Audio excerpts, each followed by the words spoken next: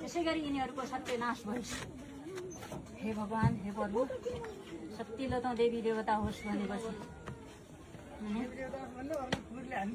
किन नहान्ने? अर्का घरभित्र बसे हान्दैनन्? आत्मरक्षाको लागि जो पनि हान्छन्, आत्मरक्षाको लागि जो पनि हान्छन्। अर्काको यस्तो बेजोग बनाएपछि सर्प धुलोभित्र सर्प पसेको सर्पलाई नयाँ सरकारले लालपुर्जा दिने भन्ने छ नि त दिदी।